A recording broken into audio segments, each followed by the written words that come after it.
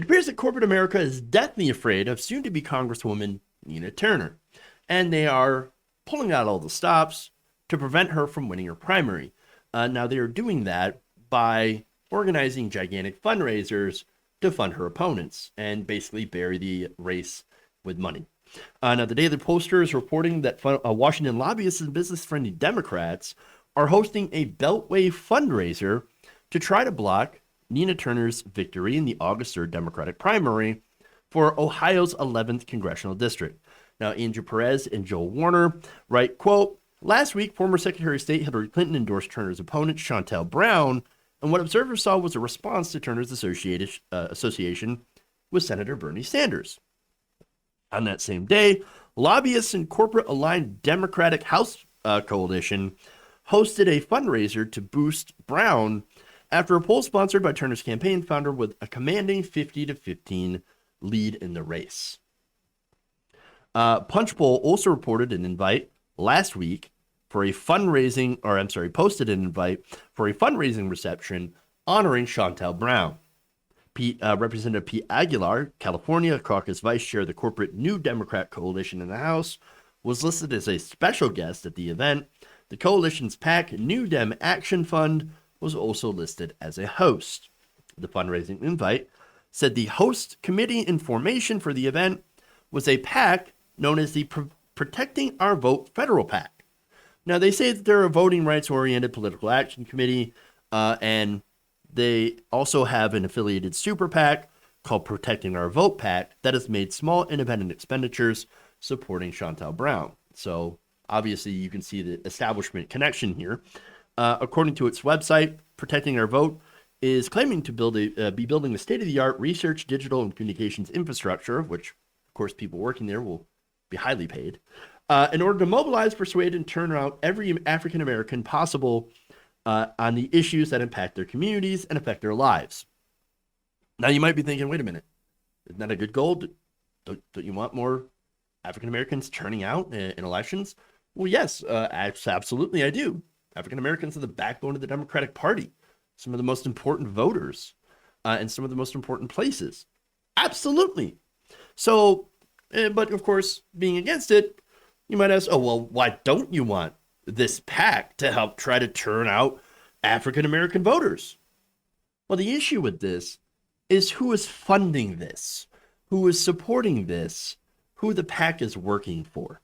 So now, the Super PAC's treasurer, for example, is a man named Marcus Mason, who happens to be a corporate lobbyist and is listed as the host of this particular event.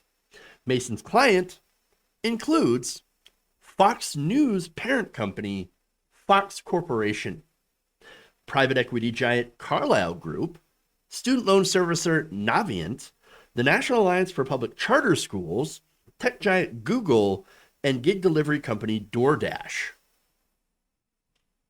So, very problematic, all these corporate donors. But Fox Corp? Fox Corp. Not only that, but I also look at Navient, right? So now Navient is a big problem. Navient's a gigantic student loan servicer. You know who would benefit most from the cancellation of student loan debt, as championed by people like Nina Turner? Well, Black people. The Black community often have to borrow more for higher education, as they tend to get preyed on a lot more by for-profit schools, for-profit colleges. They more often end up going into default, which can cause, of course, a myriad of disastrous consequences, like destroying your credit, wage garnishment, and, of course, the debt, student loan debt, federal student loan debt especially, has no statute of limitations. So they will continue collecting on that money until it's paid off or you die. So now Shontel Brown and the establishment, they're not in favor of canceling student loans. They're not in favor of making public colleges tuition free and universities. And so much for wanting to benefit Black voters in the issues that affect their communities. Shockingly, you're also going to find out that just about every other host named on this fundraising event is also a massive corporate lobbyist. Virgil Miller, for example, lobbies for oil and gas giant ExxonMobil. You also have telecom firms Comcast and AT&T, as well as pharmacy chain CVS Health, as well as DoorDash. Nicole Venable lobbies for Apple, Bayer, McDonald's, and Navient. She also represents the Business Roundtable, the lobbying group for corporate CEOs and surveillance software Palantir. Jerome Murray, lobbies for the American Investment Council, a trade group for the private equity industry. He also represents the powerful drug lobby, Pharmaceutical Research and Manufacturers of America, or PhRMA, as well as drug makers Pfizer, Amgen, and AbbVie individually. Brandon Garrett lobbies for Walmart, American Airlines, FedEx, Nike, and the Managed Funds Association, a trade group for hedge funds. Dante Smalls is a lobbyist for UPS. So, yeah. There you go. This is who is backing fundraisers for Shontel Brown. She is the corporate candidate, 100%. All of these massive corporate lobbyists. And they desperately want to take down Nina Turner. Why? Because the policies that she supports would help regular people and not corporations.